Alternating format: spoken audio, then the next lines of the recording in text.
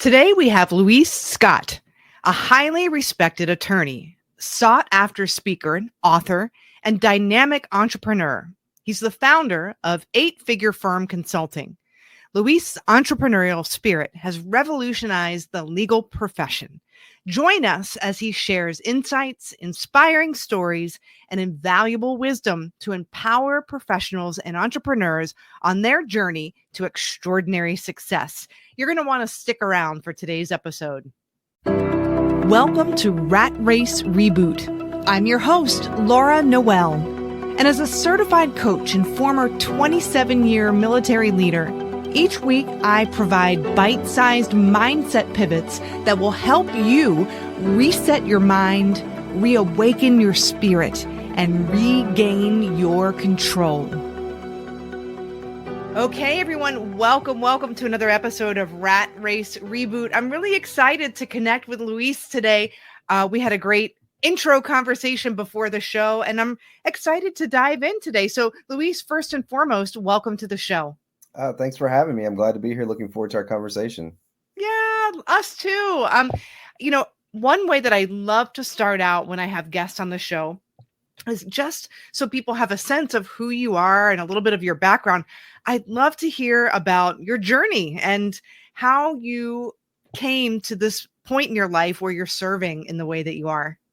Well, my journey actually had a couple of pivotal points, and I always like to cover those pivotal points because it's so important that we view our lives through the moments that actually make our lives worth living, right? And I think that I've had several of those moments that defined me. Recently, I was talking to somebody, and I love watching movies, and in the movie, it talks about how when you're confronted with a defining moment, either you define the moment or the moment defines you. And so for me, it's always important that we define the moment and not let it define us. But I never thought I was smart enough to be a lawyer, and my dad used to tell me, you're going to be a lawyer or a comedian. I told people I became a comedic lawyer. I love telling jokes. Everyone says that I'm kind of like Michael Scott from The Office, just not as offensive.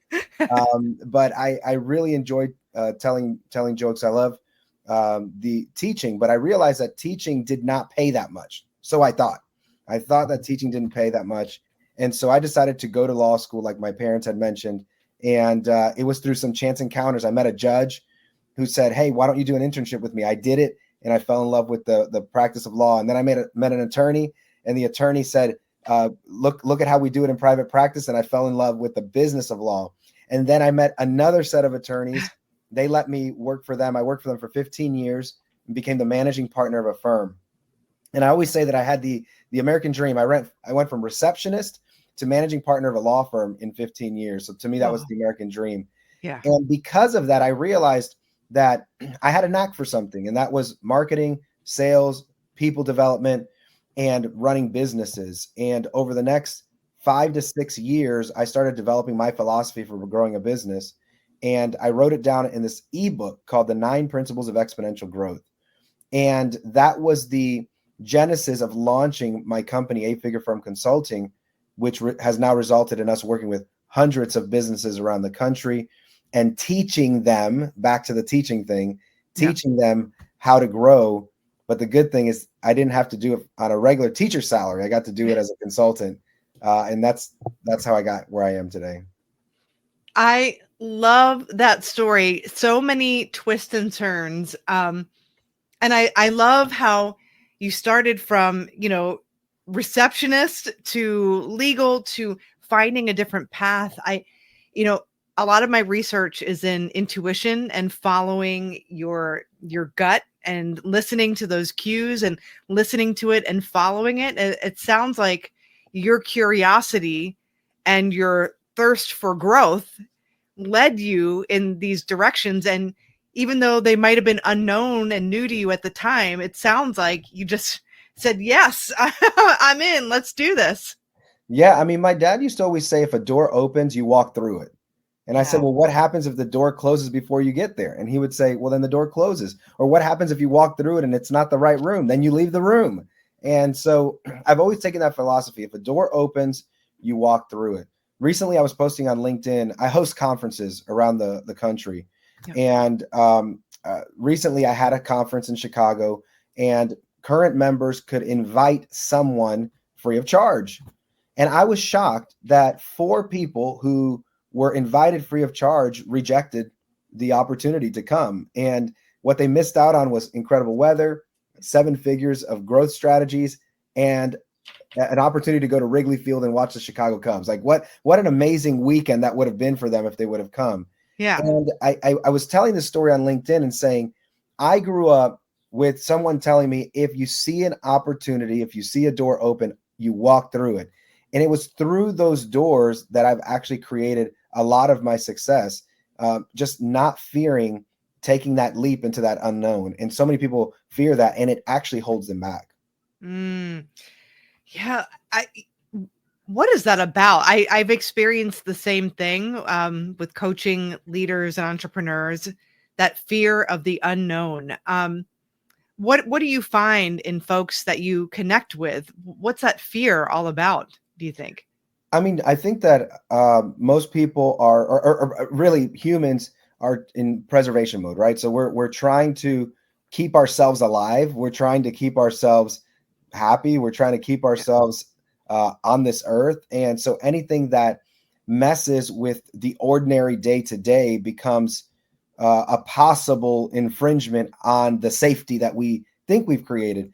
But for anyone who's ever thought that they were safe and then walked up the stairs and slips and falls or twist an ankle walking outside, we're not safe. There's always something lurking, some danger lurking around the corner. But I think many of us are satisfied with this idea that we somehow can create an environment where we're 100% safe, and we're not. And so when I work with business owners and I talk to them about their fears, what they're really fearing is a negative outcome that they cannot choose. See, they're okay with a negative outcome from their intentionally bad decision-making process. That's okay. Right. Like if I go and I don't have money to buy a boat and I buy a boat anyway, I'm okay with the consequence of it getting repossessed, but I'm not okay with the consequence of something negative happening to me that I can't control. And that's where that fear comes from. Ooh, yeah. And I think that the solution is just to realize you're actually not in control of anything. So thinking about helping entrepreneurs and leaders up level in their business, or even take the leap to follow their dreams, what are some things that you find that need to be rewired? What do they need to believe in order to just take that leap?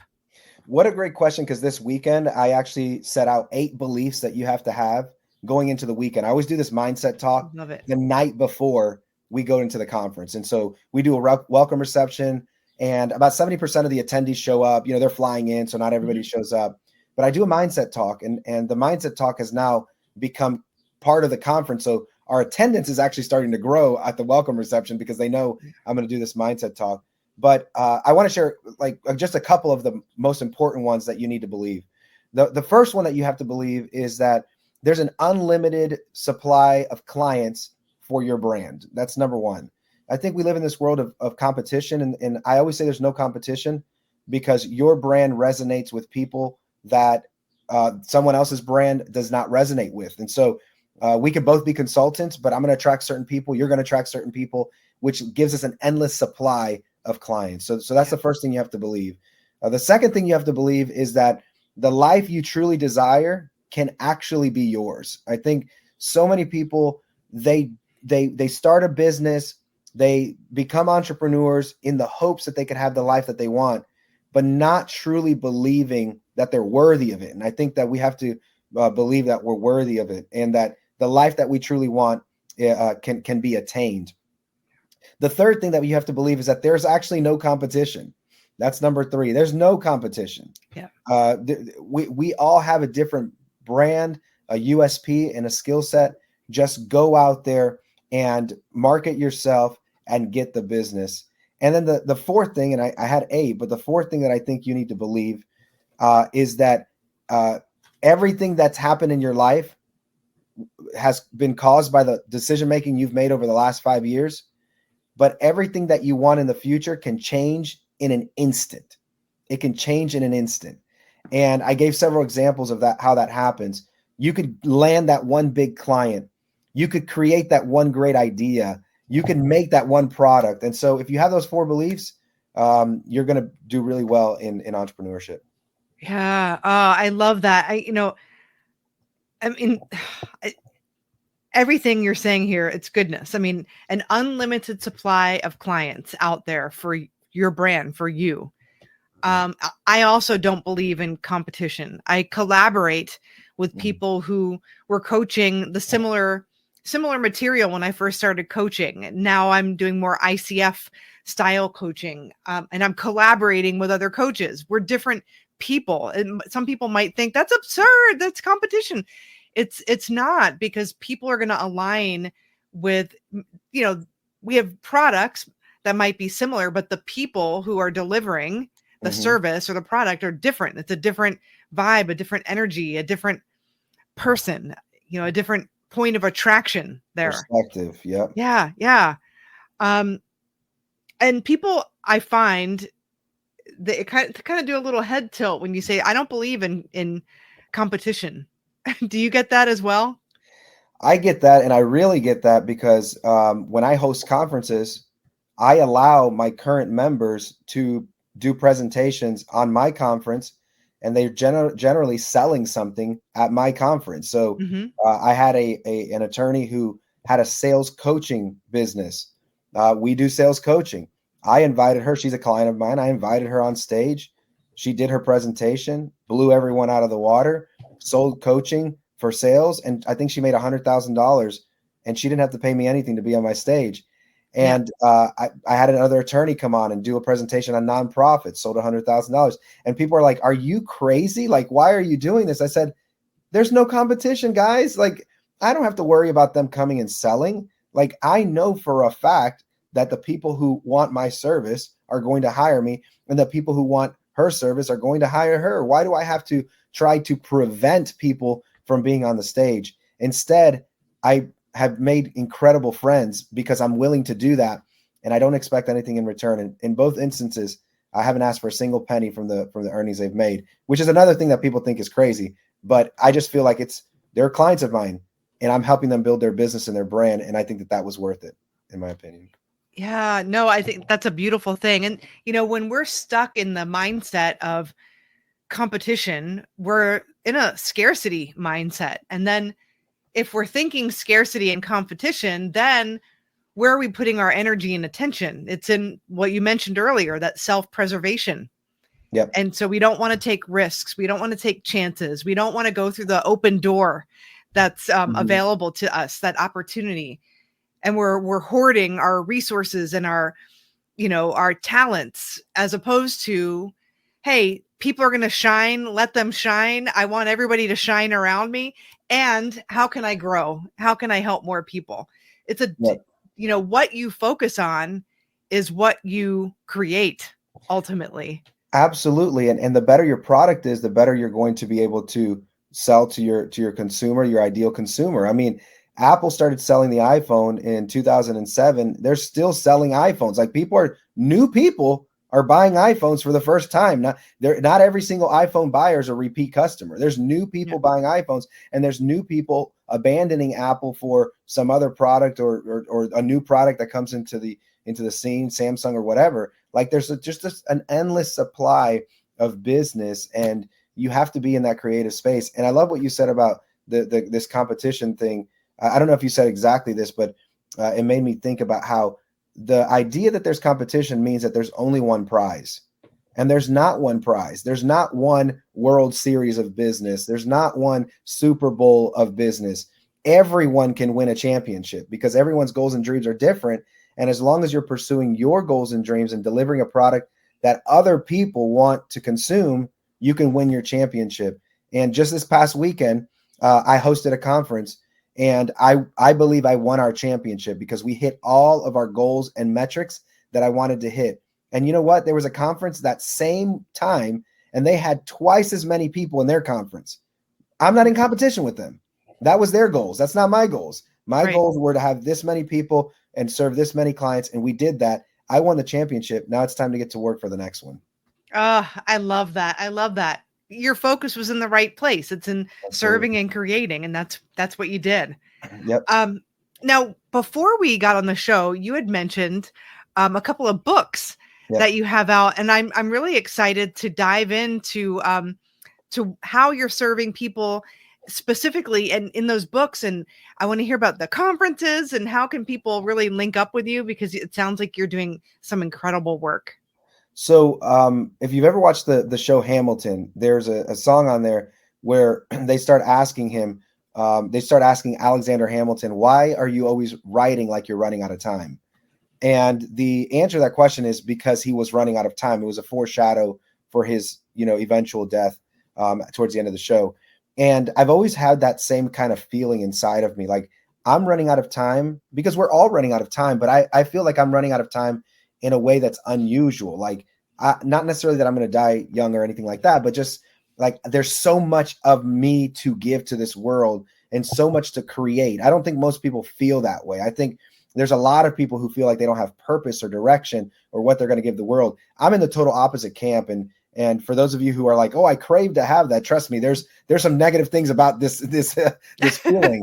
But I feel like I have so much to give to this world. And several years ago, I was challenged, about 3 or 4 years ago, I was challenged by a friend to start putting my content out into the world and start writing more and more. And I did that. And over a 2.5-year time period, I wrote 800,000 words, which I've broken down into 16 books. And all of the books are about leadership and developing and people and how to actually be a person that impacts the world. So 2 of those books have already been written. One of them is called It Has to Hurt. And it's accepting the pain of this journey, but learning to enjoy it along the way, right? So yes, it has to hurt because life hurts. We lose friends, family, relationships. People die on us. We get sick. And it does have to hurt, but we can still enjoy life.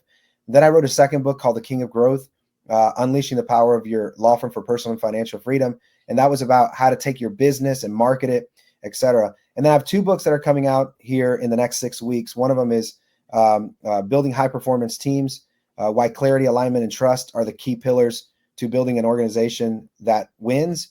And then The New Leadership Paradigm, which is book number 2, which is How Love and Grace Can Transform Any Organization. So that's 2 books in a series of 14 that I'll be releasing over the next year because I have a passion to give this world everything that I feel like is inside of me. And so that's where that comes from. Oh, I love that. And do you want to dive into, I love that, thinking about the team and those high performing teams and those pillars. I just coming off the end of 11 episodes on the topic of burnout, like the trust, the clarity, the alignment, all of those things, we touched on, and I'd love to hear a little bit more. Would you mind sharing? Of course. No, that'd be great. That'd be great. I mean, I will say this, that I think that when we talk about clarity, alignment, and trust, I think that clarity and alignment lead to trust. So even though it's one of the pillars, you have to have 2 of those in order to have the third one. And clarity, what it does is it lets everyone in the organization know exactly what their role and responsibility is. And I think that's really, really important. A lot of times people don't know what their role and their responsibility is. And you can use another word, their authority level. And so that confusion makes it very difficult for a person to perform at a high level. And I love sports. I played baseball in college. If I thought that I was a pitcher, but really I was the water boy, I would have a hard time executing on my job correctly because I don't have the right role and responsibility. I'm not clear. And let's just say I thought I was a pitcher, but I wasn't sure how I was supposed to pitch or what pitches I should throw or how many innings I should throw or what my training program should be. I would also fail in that position. And so I think clarity is about knowing your role and responsibility and then receiving the training and development you need to be successful in that role. Alignment is what we call the VMV alignment, which is my vision, my mission, my values as a person has to align with the vision, mission, and values of the organization. Now, people find that very strange. And I always tell people, you attract who you are, not what you want. And if you are more intentional about communicating who you are, you're gonna have a better result in attracting the people that are like you. And so this idea of alignment is we need to align our vision, mission, and values as people and professionally, and that's going to give us the greatest output. When I, as an individual, believe that my values are not in conflict with the values of the business, I'm going to give more to the organization. I'm going to be a higher performer.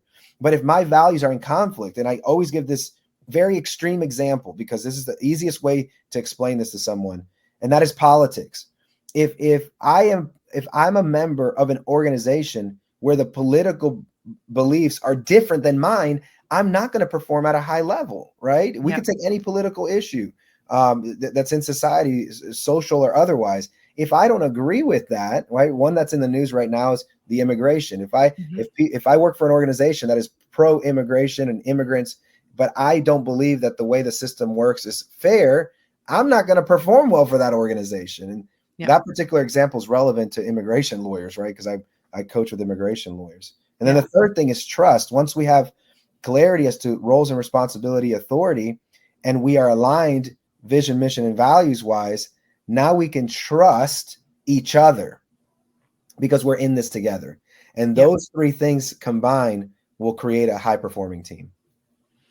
Yeah. It's interesting because I go around into organizations, and one of the first things we do is look at got a thumbs up here. We look at the roles to just make sure that there's no overlap or people are clear. They have the clarity on their roles. Where are they spending their time? What are the priorities of those roles? Do they think? And I find that the most consternation, like to your point, is when people don't have that clarity, because then we're stepping on toes. Things are maybe not getting done, or we're being talked to because things are not getting done, but we didn't know we were supposed to do that. And then it's kind of, it just creates a lot of heartburn, and that alignment piece of it, which, aligning with yourself, aligning with your values and the organization's values. I mean, that's a key component. If I can't align and be my full self where I am, then that's a source for burnout, and then people will leave. Yes.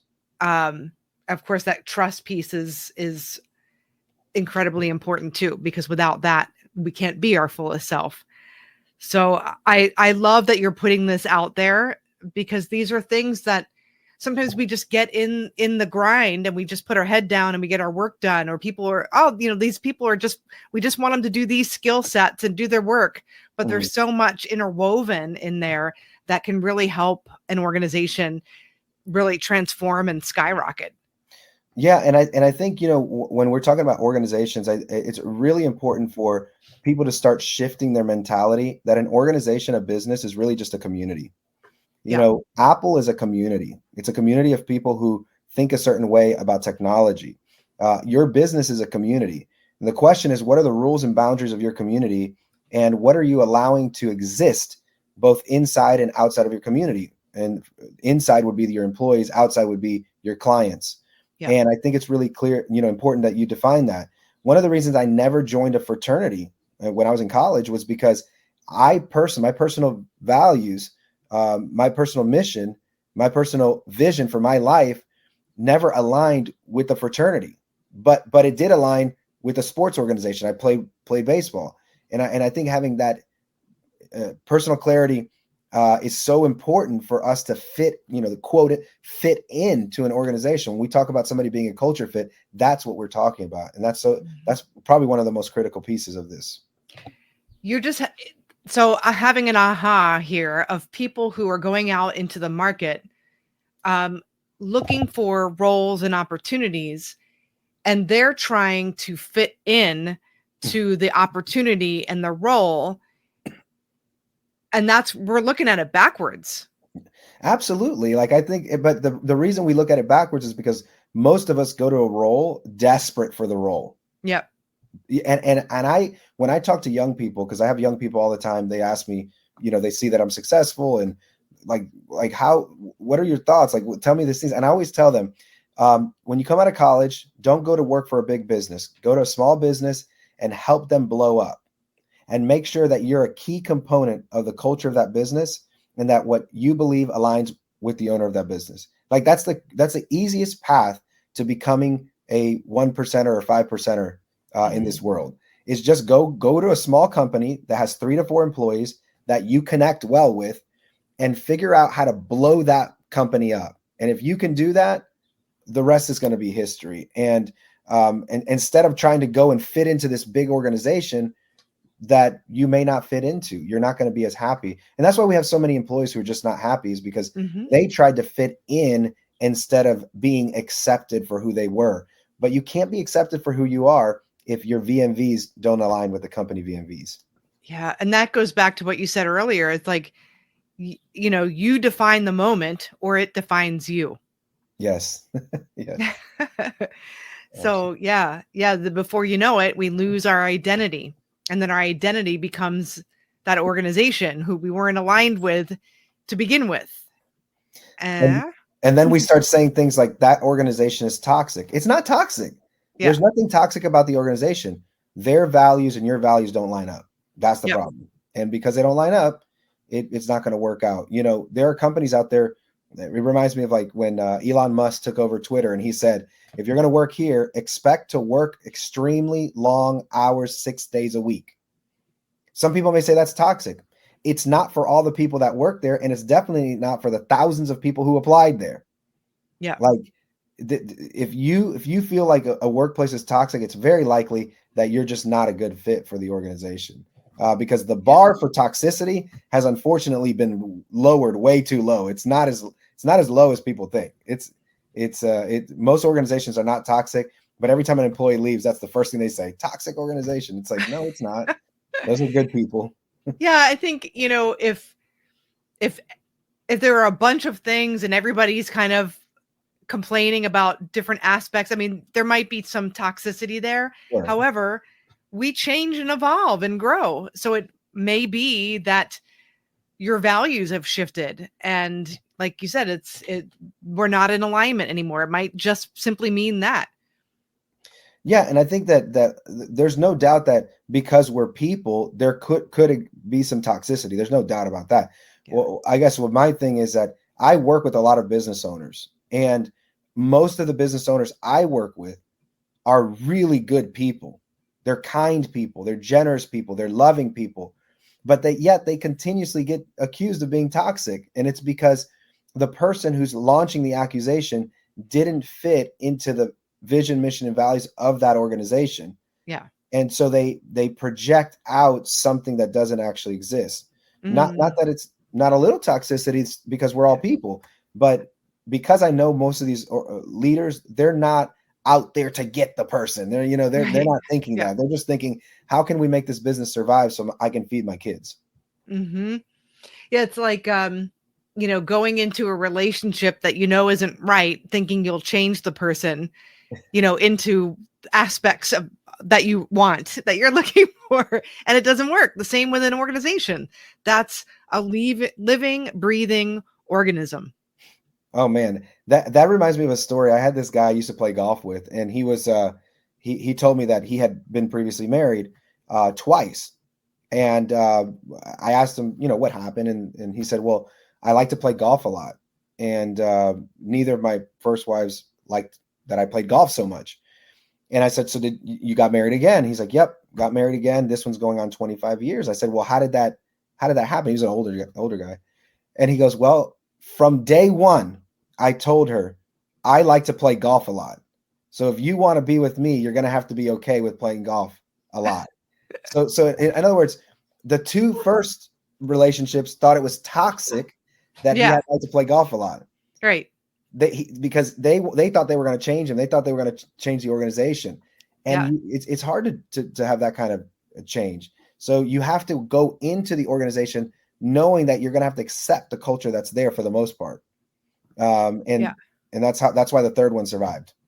So what that tells me is, one, the organization has to be clear on what their values are, and the artifacts need to align with the espoused values too. Yes. Right. Yeah. We don't want false advertising, and the person going into that organization needs to get really clear on what they want and what's important to you. Because to your point, when you're talking about, hey, the clients are out there who connect with you. I think the roles and jobs are out there that connect with you and who you are. Mhm. You have to get clear on it first and have the courage to take a stand for yourself. Absolutely. Absolutely. Yep. These are mic drop moments we're having here. I love this. So I would love to hear, how can people connect with you? How do they get to work with you? So I have a website. It's luisscottjr.com. So LuisScottJR.com. You can go to that website. You can find all of my social media, my links to the books, to the conferences, and to 8-Figure Firm Consulting. If you're a law firm, we work exclusively with law firms. Great. Well, is there anything else that we've left unsaid that you might want to add as we close today's episode? The only thing I would add is that in entrepreneurship, in business, you need an extreme amount of resiliency. And so whenever you're finding yourself with a tough situation, just tell yourself that resiliency is the answer to the situation. And it's always the solution, just to be resilient. Words of wisdom. Thank you so much. Thank you so much for joining us today and pouring into our audience. I know they're going to get so much value from our conversation. And I encourage you to go to the website, visit Luis, see what he's offering, and connect with him there on all of his socials. But again, for those of you listening, thank you so much to you for joining us and supporting and listening every week. Please leave a review on ratracereboot.com through whatever platform you listen. And Luis, thank you again. Thanks for having me. Remember, listeners, everything is created twice. First in your mindset and then in physical form. We'll see you all next week.